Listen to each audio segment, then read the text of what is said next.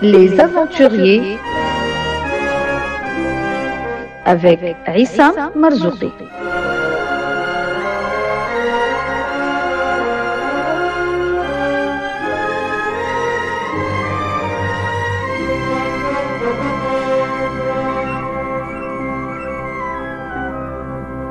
Aujourd'hui, Sulayman le Marchand, un ouvrage arabe datant de 851, puis repris et complété autour de 910, compile un grand nombre d'informations connues des Arabes et des Persans à propos de la Chine et de l'Inde de cette période du Moyen-Âge. C'est l'ouvrage Akhbar Sin wal Hind qu'on peut traduire par la relation de la Chine et de l'Inde et qu'on attribue à un certain marchand appelé Sulayman dont on ne peut certifier l'existence.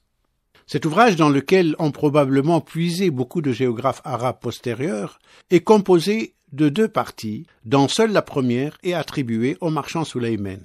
Il décrit la route maritime qui s'étend du golfe d'Amman vers l'Extrême-Orient, la Chine et son peuple, ainsi que l'Inde et ses habitants, leurs mœurs et leurs coutumes, et se termine par une comparaison entre les deux pays et leurs deux peuples. La seconde partie du livre constitue un ajout tardif dont l'auteur revendiqué est Abu Zayd Hassan de Siraf et aborde une partie de l'histoire de la Chine avant de décrire le pays et les mœurs de ses habitants en entrant dans des détails comme la monnaie, l'administration, les métiers, la production de la soie, etc. Sulayman, parti du golfe Persique, après s'être approvisionné en eau à Mascate, visita d'abord la mer d'Oman. Là, il observa un poisson d'une masse énorme, probablement un cachalot, que les navigateurs, prudents, cherchent à effrayer en sonnant la cloche, puis un requin dans le ventre duquel on en trouva un plus petit, qui en renfermait lui-même un plus petit encore. Tous deux vivants, dit le voyageur, avec une exagération manifeste. Enfin, après avoir décrit le rémora et le marsouin, il décrit la mer, comprise entre les Maldives et les îles de la Sonde, dans laquelle il compte au moins 1900 îles, dont les rivages sont parsemés de gros morceaux d'ambre gris.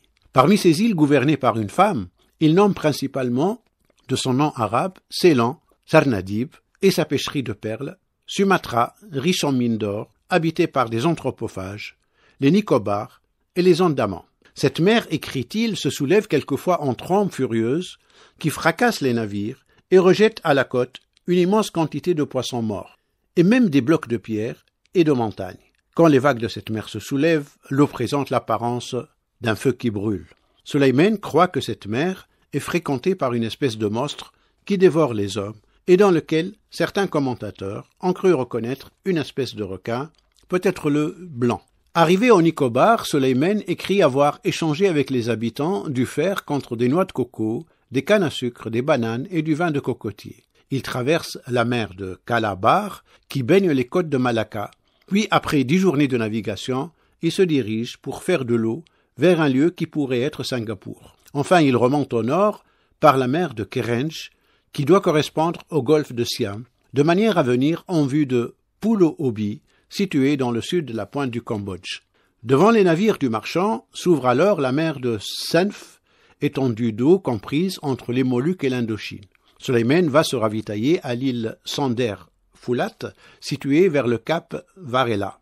Et de là, il se lance sur la mer de Chine et, un mois plus tard, il entre à Canfu, le port chinois de la ville de Zhejiang, où les bâtiments, à cette époque, avaient coutume d'aborder. Le reste de la relation de Sulayman, complété par Abu Zayd Hassan, ne contient plus que des renseignements très détaillés sur les mœurs des Indiens, des Chinois et des habitants du Zenj, contrée située sur la côte orientale de l'Afrique. Mais ce n'est plus le voyageur qui parle, et ces détails qu'il donne, nous les retrouverons, plus intéressants et plus précis, dans les relations de ses successeurs.